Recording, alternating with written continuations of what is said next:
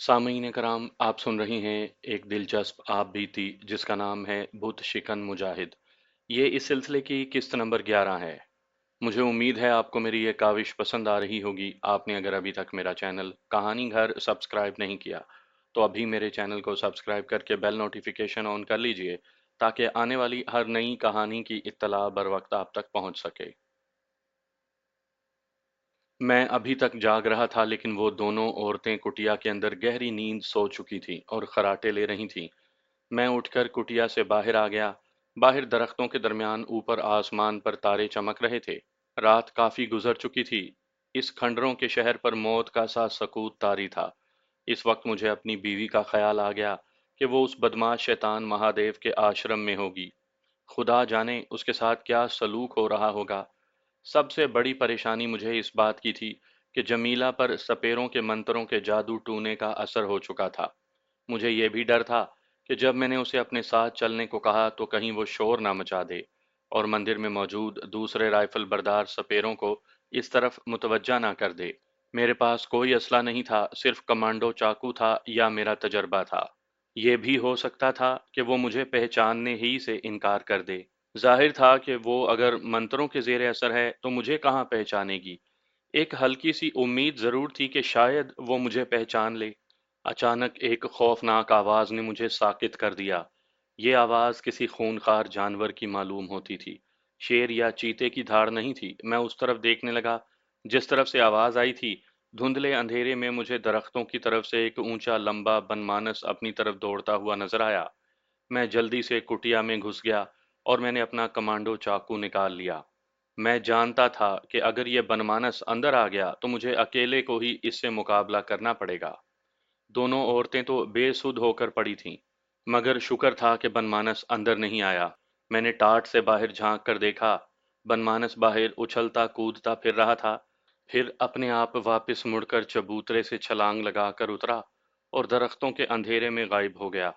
मैंने सुकून का सांस लिया। मेरा ख्याल है कि वो महज जोगन माया देवी की वजह से अंदर नहीं आ रहा था। रात गुजर गई।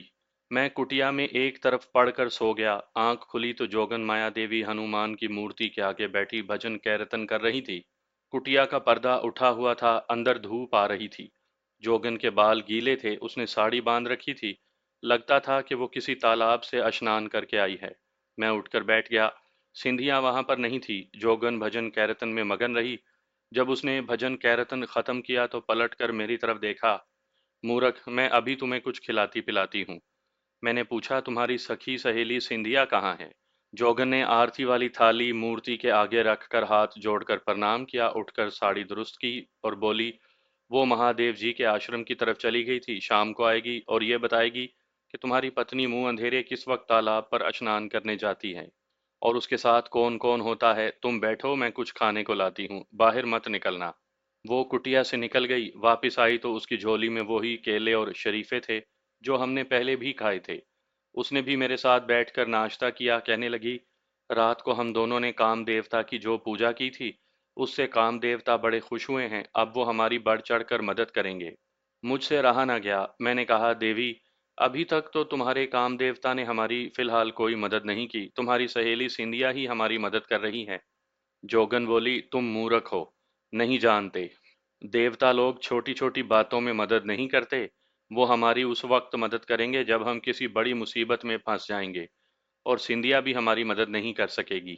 मैं अपनी बीवी जमीला के बारे में सोचने लगा कि अगर उसने मुझे बिल्कुल ना पहचाना और मेरे साथ जाने से इनकार कर दिया और शोर मचा दिया तो मुझे फिर क्या करना होगा।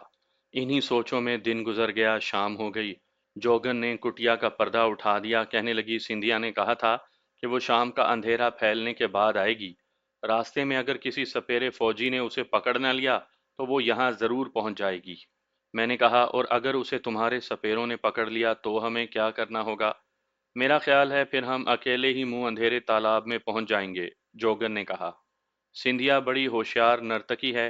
वो पहरेदार सपेरों को जुल देकर यहाँ पहुंच जाएगी। उसे जवान सपेरों को रुझाना भी आता है।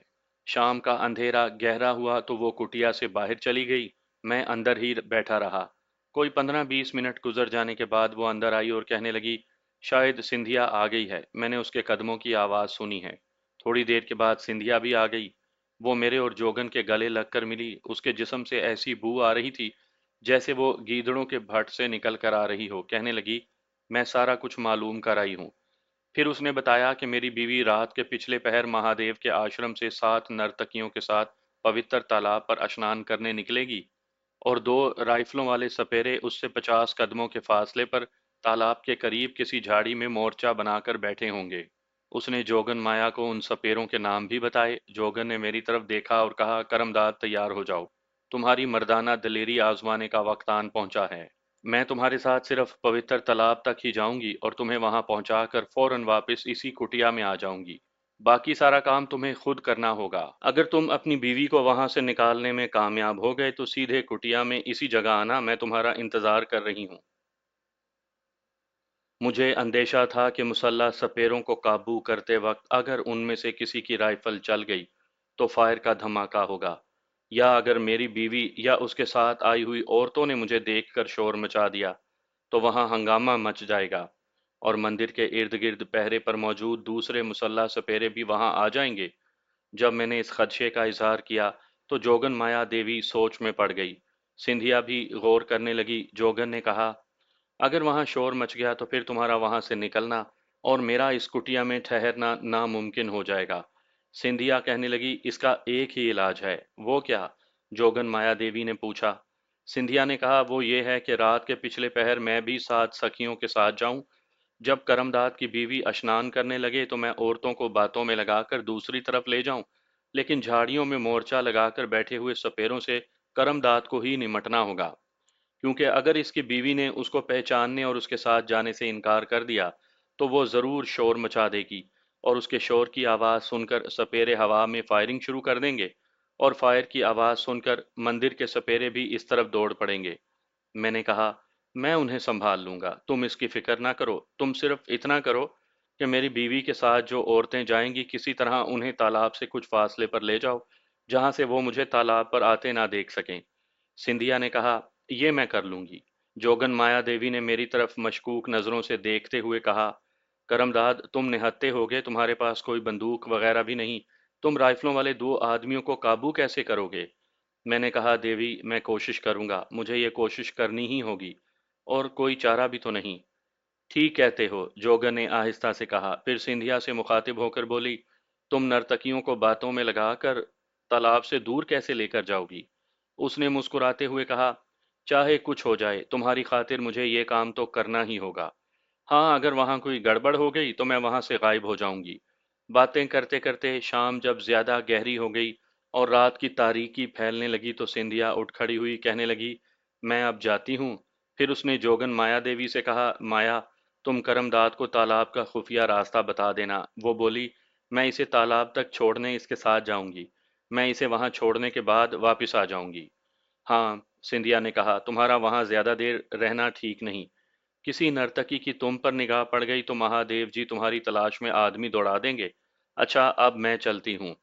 وہ چلی گئی تو جوگن میرے پاس ہی چوکی پر بیٹھ گئی، کہنے لگی، اگر بھگوان نہ کرے وہاں تالاب پر ہاہاکار مچ گئی تو مجھے اس کی آوازیں آ جائیں گی، پھر میں اس کٹیا میں نہیں ٹھہر سکوں گی۔ میں نے پوچھا، پھر تم مجھے کہاں ملو گی؟ میرا مطلب ہے، اگر میں گڑبڑ کے بعد بھی اپنی بیوی کو نکال لانے میں کامیاب ہو گیا تو تم مجھے کہاں ملو گی؟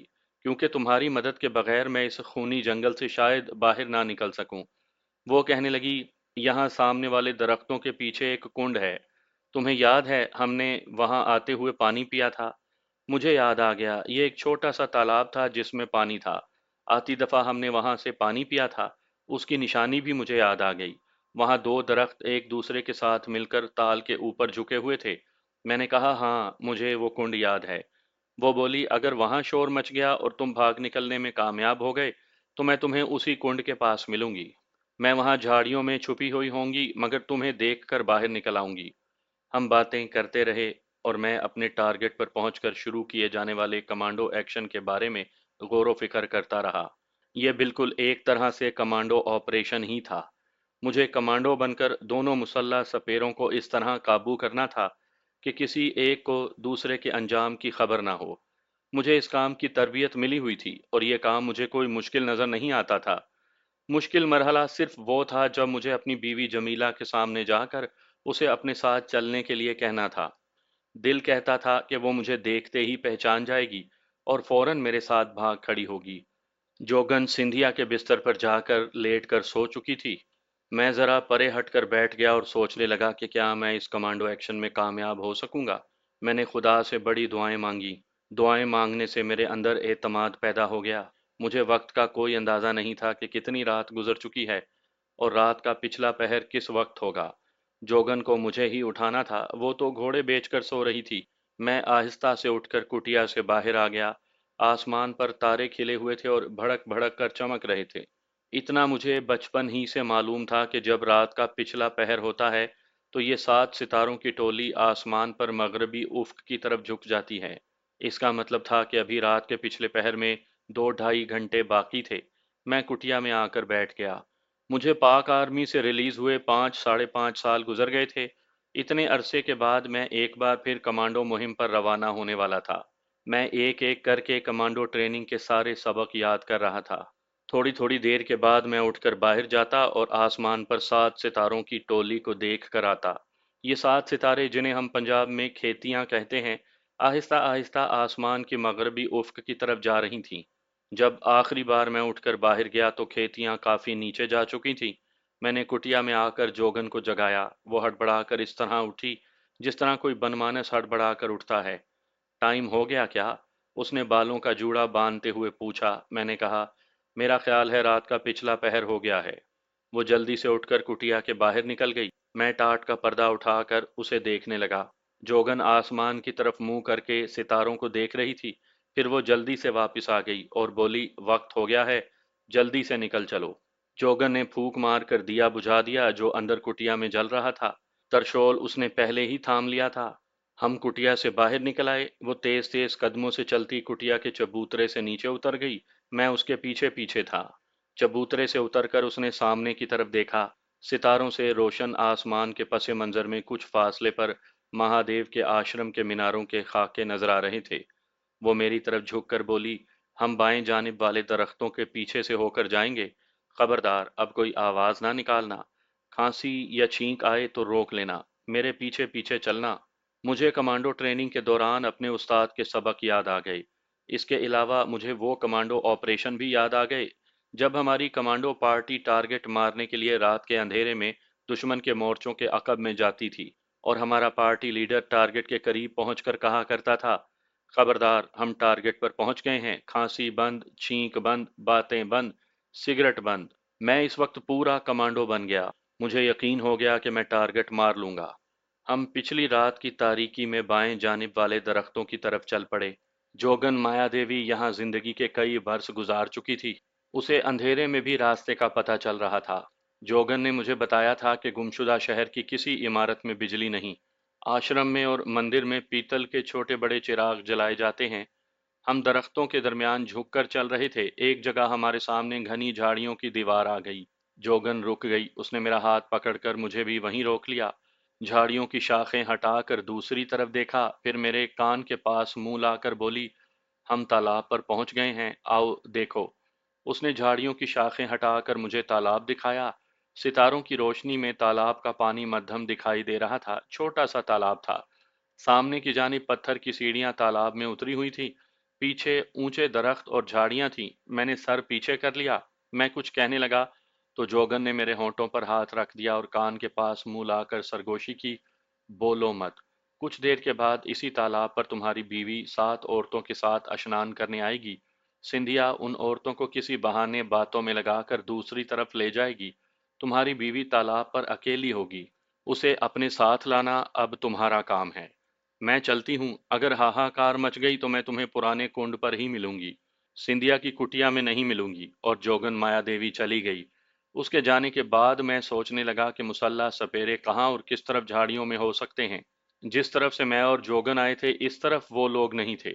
सामने वाले दरख्तों के नीचे जो झाड़ियां थीं वहां उनकी मौजूदगी का इम्कान हो सकता था। मैंने धोती के ढब में से कमांडो चाकू निकालकर अपने हाथ में पकड़ लिया।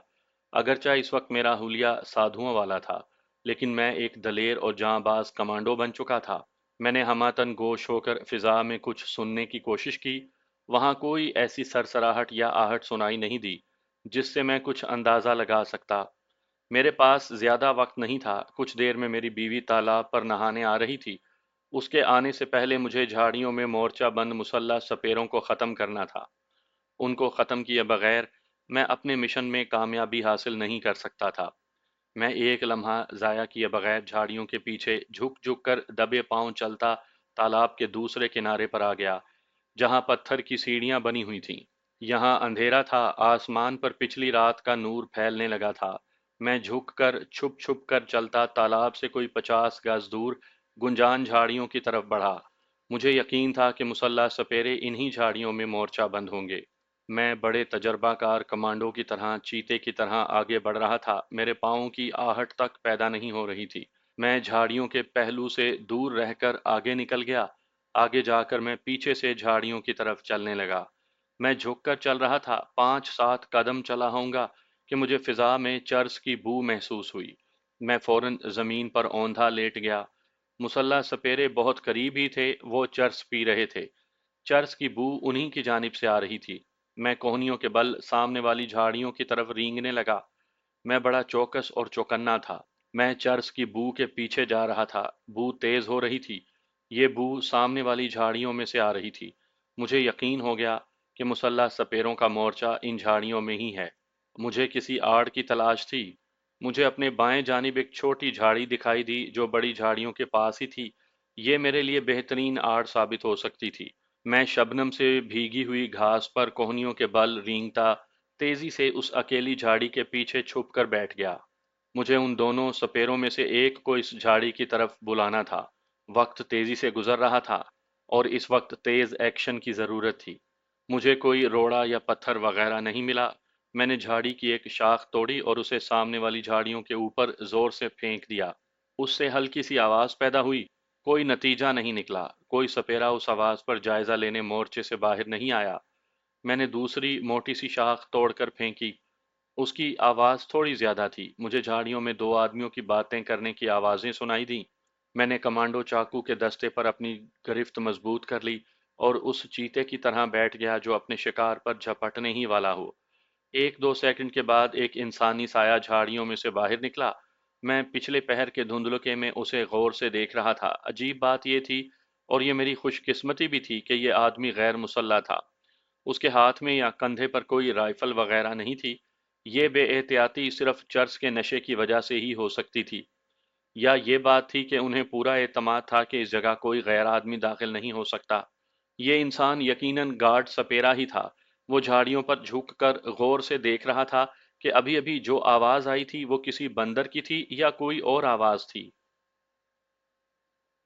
मैं पूरी घात लगाकर एक घुटना जमीन पर टेक कर बैठा हुआ था, उसकी एक एक हरकत पर नजर रखे हुए था। वो आदमी झाड़ियों पर हाथ मारता उस अकेली झाड़ी की तरफ आ रहा था जिसके पीछे मैं छुपा था। मुझे जो कुछ करना था बिजली की सी तेजी से करना था। मैंने सोच रखा था कि मुझे क्या करना होगा।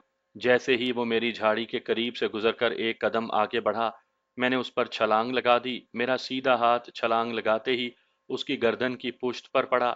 ये इस कदर जोरदार हाथ था कि वो आदमी या सपेरा कोई आवाज निकाले बगैर आगे को गिरा। आगे मेरा चाकू था जिसे मैंने उसके हलक पर पूरी ताकत और पूरी बर्क रफ्तारी से फेरा और खुद पीछे हट गया। मुझे मालूम था कि अब उसकी शह रग से खून का फुवारा छूटेगा। ऐसा ही हुआ। खून तो मुझे नजर नहीं आया, लेकिन उसके नरखरे की खड़खड़ की आवाज आने लगी। मैंने उसकी आधी कटी हुई गर्दन पर पांव रखा। इतने में झाड़ियों के अंदर से दूसरे मुसल्ला सपेरे ने अपने साथी को आवाज देकर बुलाया। जब उसे कोई जवाब नहीं मिला तो वो खुद झाड़ियों से बाहर निकल आया। इस दौरान मैं झाड़ियों की ओट में पोजीशन बनाकर खड़ा हो चुका था। मैंने गौर से देखा, दूसरे सपेरे के कंधे से भी राइफल नहीं बल्कि स्टेन गन की सिलिंग लटक रही थी। अगर स्टेन गन उसके हाथ में होती तो मुझे दूसरी हिकमत अमली इख्तियार करनी पड़ती, क्योंकि स्टेन गन हाथ में होने की सूरत में उसकी उंगली ट्रिगर पर होती और मेरे हमला करने के साथ ही फायर के धमाके हो सकते थे। दूसरा सपेरा अपने साथी को आवाजें देता आगे बढ़ता चला आ रहा था। मैं झाड़ियों की शाखों में छुपा हुआ था और उसे नजर नहीं आ सकता था। वो मेरी तरफ बढ़ता चला आ रहा था। मेरी उकाबी नजरें उस सपेरे के सीने पर गड़ी हुई थीं। उसने भी पहले वाले सपेरे की तरह फौजी सिपाहियों वाली वर्दी पहन रखी थी। जैसे ही वो झाड़ियों की उन टहनियों के करीब से गुजरने लगा, जिनके पीछे मैं छुपा हुआ था। मैं अचानक उसके सामने आ गया और सामने आते ही मेरा कमांडो चाकू पूरी शिद्दत और ताकत के साथ उसके सीने में उतर चुका था। कमांडो ट्रेनिंग के दौरान हम भूसे की डमियों पर मशक किया करते थे और जैसे ही डमी हमारे सामने से लटकती हुई गुजरती थी, हम आड़ से निकलकर चाकू डमी के दिल में घोंप देते थे। ये बड़ी सख्त ट्रेनिंग होती थी। मेरा चाकू सपेरे के ऐन दिल में दस्ते तक उतर गया था। वो मेरे ऊपर गिरने लगा। मैं चाकू खींच कर परे हट गया। वो मुंह के बल जमीन पर गिरा और बेहिसो हरकत वहीं पड़ा रहा। मैंने उसकी स्टेन गन उठा ली, ये मेरे काम आ सकती थी। झाड़ियों के अंदर गया तो वहां और कोई आदमी नहीं था। मैं यही तसल्ली करना चाहता था।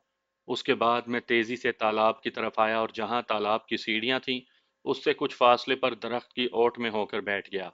आसमान पर पोपट फटने का नूर बढ़ता जा रहा था। मुझे अपनी बीवी का इंतजार था। थोड़ी देर ही गुजरी थी कि मुझे औरतों की बातें करने और धीमी धीमे हंसने की आवाजें सुनाई देने लगीं। फिर कुछ औरतें अंधेरे में नमूदार हुईं। मेरा दिल धड़क उठा। उनमें यकीनन मेरी बीवी भी थी। शहर की सफेदी अभी नहीं हुई थी, इसलिए औरतों के धुंधले खाके से ही नजर आ रहे थे। थोड़ी देर में ऐसे हुआ कि सिर्फ मेरी बीवी वहां पर रह गई और बाकी औरतें थोड़ी देर बाद दूसरी तरफ जाने लगीं। तब मैंने धड़कते हुए दिल के साथ एक इंसानी साय को देखा जो अकेला रह गया था और तालाब की सीढ़ियों की तरफ आहिस्ता आहिस्ता बढ़ रहा था। मैंने उसे अंधेरे और धुंधलके में भी पहचान लिया। ये मेरी बीवी जमीला ही थी। मैंने स्टेन गन अपने कंधे से लटकाई। चाकू मैंने पहले ही साफ करके अपनी जोगियों वाली धोती के ढब में छुपा लिया था। वक्त बहुत कम था मेरे पास। मैं झाड़ियों से निकलकर सीधा तालाब की तरफ दौड़ कर गया। उस वक्त मेरी बीवी तालाब की सीढ़ियां उतरने ही वाली थी। करीब जाते ही मैंने उसे पहचान लिया। वो मेरी बीवी जमीला ही थी। उसके खुले बाल उसके शानों पर बिखरे हुए थे। उसने साड़ी पहन रखी थी। मेरे कदमों की आहट पर उसने पलट कर नहीं देखा। शायद वो समझी थी कि उसकी सखियों में से कोई सखी आई है। मैंने करीब जाकर उसे बेइख्तियार आवाज दी, जमीला। जमीला एकदम रुक गई। उसने पलटकर मेरी तरफ देखा और देखती ही रह गई। मैंने आगे बढ़कर उसे बाजुओं में ले लिया। जमीला, खुदा का शुक्र है तुम्हारी शक्ल देखना नसीब हुई। अब तुम्हें फिक्र करने की जरूरत नहीं। मैं तुम्हें इस दोजख से निकाल कर ले जाऊंगा। जल्दी से मेरे साथ आओ। जितनी देर मैं ये जुमले बोलता रहा, जमीला हैरत और परेशानी के मिले जुले तासुरात के साथ मेरी तरफ देखती रही। मैं समझ गया कि उस पर मंत्रों का असर है और वो पूरी तरह से मुझे पहचान नहीं पा रही। मैंने उसे बाजू से पकड़कर अपने साथ ले जाने के लिए खींचा तो जमीला ने चीख मारी। पहले तो मैं घबरा कर रुक गया, मगर मैं तो इसे हर हालत में वहां से ले जाने के लिए आया था। मैंने उसे उठाकर अपने कंधे पर डालने की कोशिश की तो जमीला ने ऊंची आवाज में चीखना शुरू कर दिया। उसकी चीखों को सुनकर सारी औरतें दरख्तों में से निकलकर वहां आ गईं। उन्होंने एक आदमी को देखा जो कि जमीला को अगवा करने की कोशिश कर रहा था, तो उन्होंने भी शोर मचा दिया। फिर खुदा जाने उनकी शोर की आवाज सुनकर किस तरफ से स्टेन गन की फायरिंग के धमाके हुए। मैंने जमीला को छोड़कर अपनी स्टेन गन से हवा में एक बरस्ट फायर किया और जमीला को बाजू से पकड़ने लगा तो वो चीखती चिल्लाती शोर मचाती औरतों के साथ दरख्तों की तरफ भाग गई।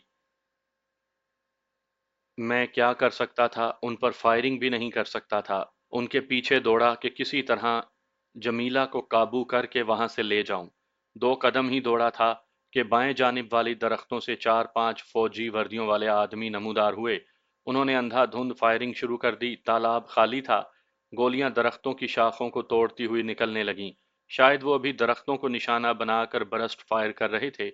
मुझे चाहिए था कि मैं वहां से चुपके से शहर के अंधेरे का फायदा उठाकर निकल जाता। उन लोगों को मैं नजर नहीं आया था, वरना वो मुझ पर बरस्ट फायर करते। मैंने गलती ये की कि जो आदमी मुझे सुबह काजिब की मध्यम रोशनी में तालाब के पास फायरिंग करते नजर आ रहे थे, उन पर फायरिंग की एक बौछार मार दी। दोनों आगे को गिर पड़े। इसके साथ ही मुझ पर फायर आने लगा। शायद दूसरे आदमियों को मैं नजर आ गया था। जमीला को वहां से निकाल कर ले जाना तकरीबन नामुमकिन हो गया। मैं चाहता था कि इस वक्त वहां से निकल जाऊं और दूसरी दफा जमीला को जोगन के मशवरे के बाद निकालने की कोशिश करूं। मैं फायरिंग करता पीछे हटने लगा। ये मुझे ख्याल ही ना रहा कि मेरी स्टेन गन की मैगजीन की गोलियां खत्म हो गईं, तो मुझे मजीद एमुनिशन कहीं से नहीं मिल सकेगा। मेरा ख्याल था कि मैं फायरिंग करता वहां से निकल जाऊंगा। आखिर वही हुआ, गोलियां खत्म हो गईं। मैंने स्टेन गन वहीं फेंकी और सिंधिया की कुटिया की तरफ दौड़ लगा दी। लेकिन मैं घेरे में आ चुका था। गोलियां मेरे सर के ऊपर से निकल रही थीं। मैं झुक कर भाग रहा था। अब दिन का उजाला चारों तरफ फैल गया था। मैं जैसे ही आश्रम के तालाब वाले दरख्तों के झुंड से बाहर निकला, सामने 10-12 मुसल्ला आदमी जिन्होंने फौजी वर्दियां पहन रखी थीं, स्टेन गनों का रुख मेरी तरफ किए खड़े थे। मैं बगैर असले के था, सिर्फ एक चाकू ही मेरे पास था जो इस वक्त मेरे काम नहीं आ सकता था। उन लोगों ने मुझ पर एक भी गोली नहीं चलाई। शायद उन्हें यह हुक्म मिला था कि मुझे जिंदा गिरफ्तार किया जाए। उन्होंने फौरन मुझे काबू कर लिया। ये मामूली कदो-कामत के आदमी थे, रंग गहरे सांवले थे। अभी उन्हें मालूम नहीं था कि मैं उनके दो आदमियों का खून कर चुका हूँ। वो मुझे खींचते हुए मंदिर की तरफ ले गए। एक ऊंचे चबूतरे पर बना हुआ यह मंदिर एक खंडर सा लग रहा था। वो आपस में उस इलाके की जबान में बातें कर रहे थे जो कुछ कुछ मेरी समझ में आ रही थीं। मेरा हुलिया जोगियों वाला था। वो हैरान थे कि मेरे पास स्टेन गन कहाँ से आ गई थी। उन्होंने मुझे मंदिर के एक तंगो तारीक तहखाने में फेंक कर दरवाज़ा बंद कर दिया। मैंने धोती के ढब में से चाकू निकालकर कोने में पत्थरों के नीचे छुपा दिया। थोड़ी देर के बाद ही दो मुसल्ला आदमी अंदर दाखिल हुए। उनके पीछे दो और आदमी आ गए। उन्होंने मेरे हाथ रस्सी से पीछे बांधे और खींचते हुए तहखाने से निकलकर एक नीम रोशन राहदारी में से गुजरने लगे। उस राहदारी की पत्थर की दीवारों पर बड़ी फाहश पोज वाली मूर्तियां बनी हुई थीं। यहाँ उन्होंने मुझे एक कोठड़ी में बंद करके बाहर ताला लगा दिया। मैं नंगे फर्श पर बैठ गया और सोचने लगा कि जब इन लोगों को पता चला कि मैं इनके दो आदमियों को मार चुका हूं तो ये मुझे किसी सूरत जिंदा नहीं छोड़ेंगे। मौत मेरे सामने खड़ी थी। मैं सिर्फ खुदा को याद कर रहा था। बहुत देर गुजर गई। फिर बाहर कदमों की आहट सुनाई दी। दरवाज़ा खुला और तीन बावर्दी मुसल्ला सपेरे आए और मुझे पकड़कर एक और तंग से कमरे में ले गए, जहां 6-7 मुसल्ला सपेरे पहले से मौजूद थे। उनमें से एक उनका अफसर मालूम हो रहा था। उसने मुझे घूर कर देखा और उस इलाके की हिंदुस्तानी जबान में मुझे गाली दी और फिर इतनी जोर से मेरे मुंह पर थप्पड़ मारा कि मेरी आंखों के आगे तारे नाचने लगे। तुमने हमारे दो आदमियों को कत्ल किया है। हम तुम्हें अभी गोली मार देते अगर महादेव जी का हुक्म ना होता कि तुम्हें उनके सामने जिंदा पेश किया जाए। मैंने दिल में खुदा का शुक्र अदा किया कि इस वक्त तो जान बच गई। आगे जो होगा देखा जाएगा। वो मुझे वहां से मंदिर की मुख्तलिफ घुटी घुटी फिजा वाली तंगो तारीक राहदारियों में से गुजारते हुए एक ऐसी जगह ले आए जहां एक दरवाजे के बाहर दो मुसल्ला सपेरे पहरा दे रहे थे। अफसर सपेरे ने कहा, महाराज से अर्ज करो कि उनका आदमी हम पकड़ कर ले आए हैं। एक आदमी अंदर गया, वापस आया तो बोला, अंदर ले जाओ इस राक्षस को। मुझे एक छोटे हाल कमरे में लाया गया जिसकी छत ज्यादा ऊंची नहीं थी। जगह जगह चौकोर सतून छत तक चले गए थे।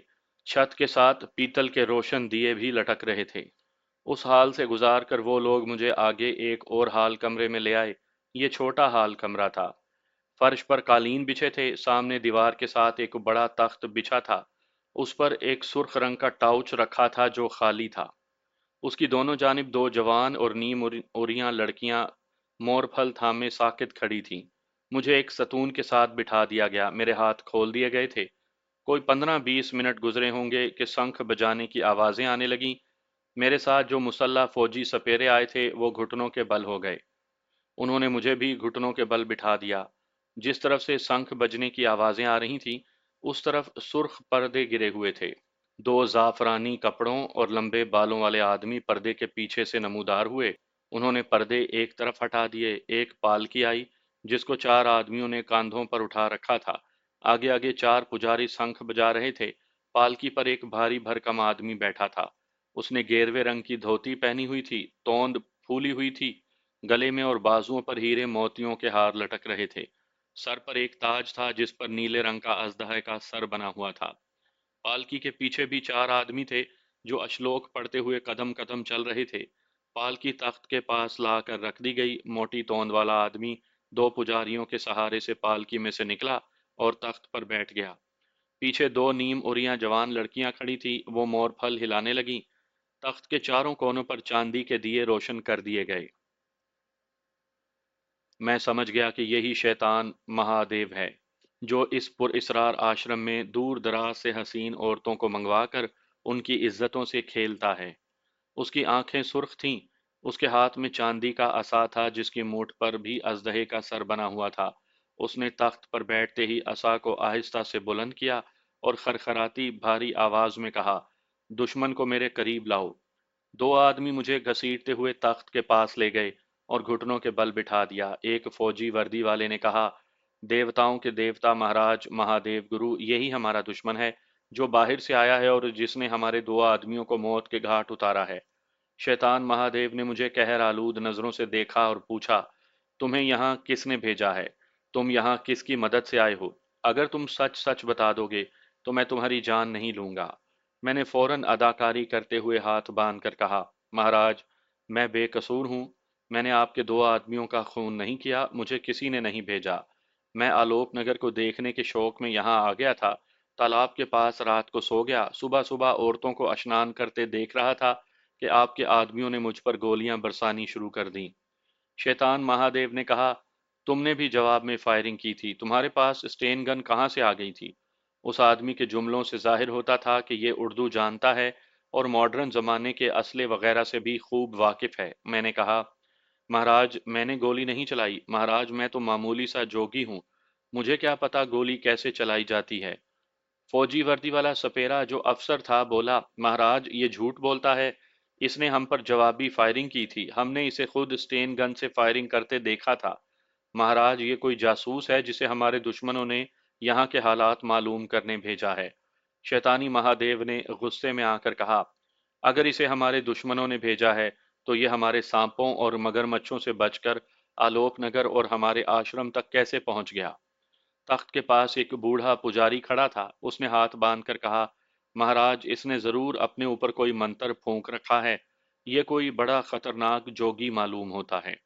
शैतानी महादेव ने चांदी का असा ऊपर उठाकर हुक्म दिया, गंगोली को बुलाओ।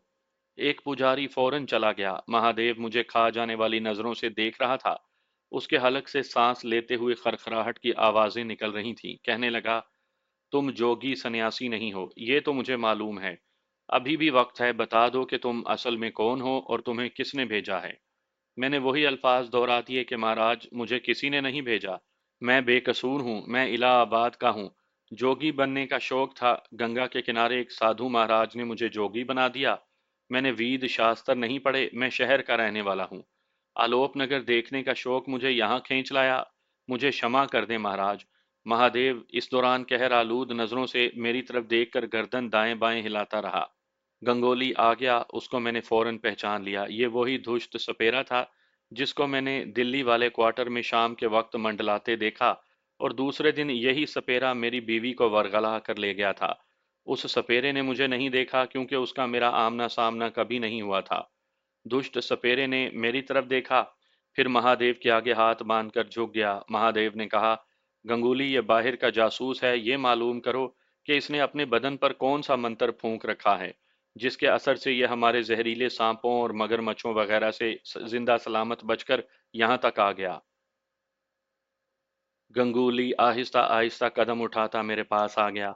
उसने मुंह ही मुंह में कोई श्लोक पढ़कर मुझ पर फूंका, फिर खुद ब खुद चौंक कर पीछे हट गया। दोबारा मेरे करीब आया और मेरे जिस्म को सूंघने लगा। फिर महादेव के तख्त के पास जाकर बोला, महादेवता, इस शख्स के जिस्म से ऐसी बू आ रही है जिसको सूंघ कर जहरीले सांप और मगरमच्छ भाग जाते हैं।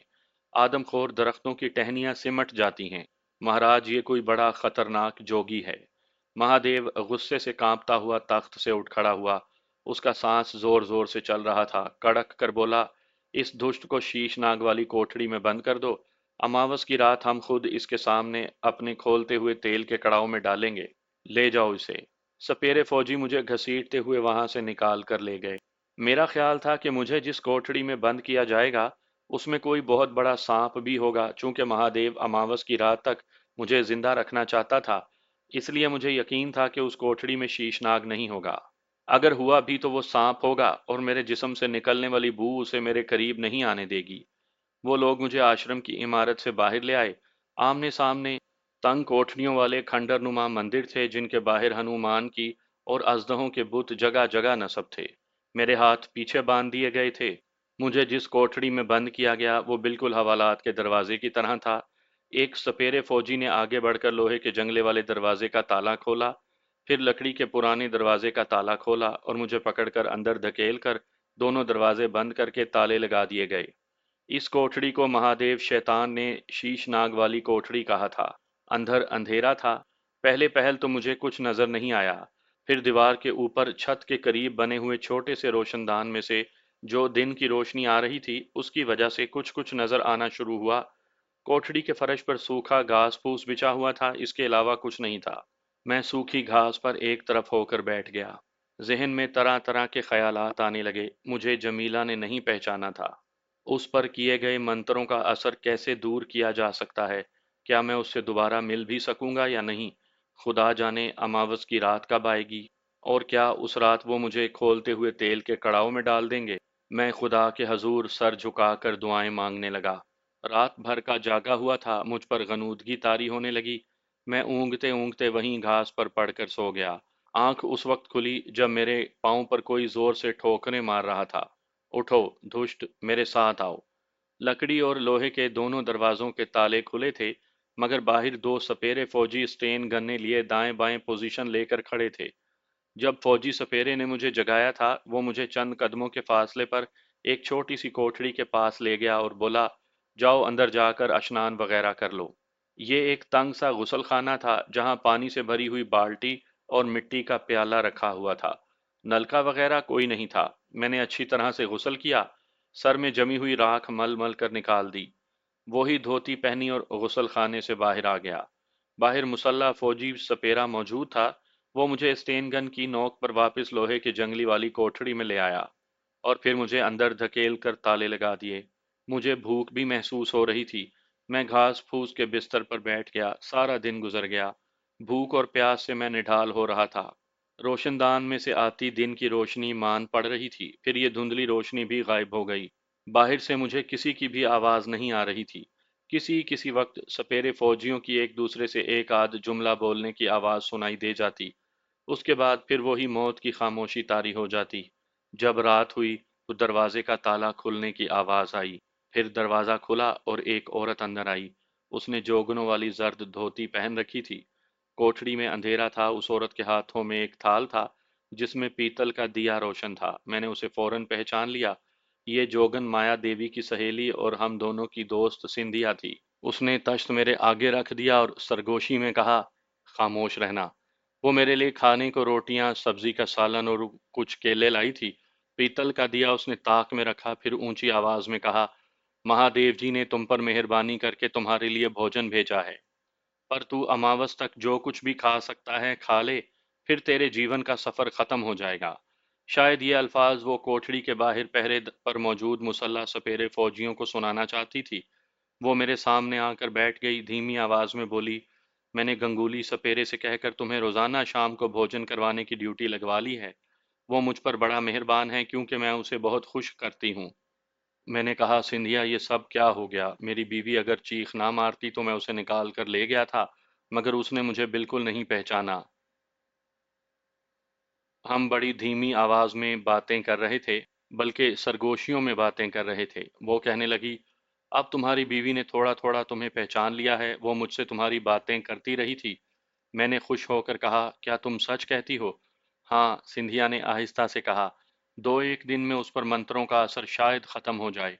मैंने आप भर कर कहा, अब क्या फायदा? ये लोग तो मुझे खत्म कर देंगे। शायद अब कभी मैं जमीला से मुलाकात ना कर सकूं। सिंधिया ने कहा, फिक्र क्यों करते हो? तुम्हें अमावस की रात को खोलते तेल में डाला जाएगा, और अमावस की रात में अभी एक हफ्ता बाकी है। ये सुनकर मुझे कुछ हौसला हुआ। मैं रोटी भी खा रहा था और सिंधिया से आहिस्ता आहिस्ता बातें भी कर रहा था। मैंने कहा, सिंधिया, क्या तुम मुझे और मेरी बीवी को यहाँ से निकाल सकती हो? उसने कहा, मैं इसीलिए तुम्हारे पास आई हूँ।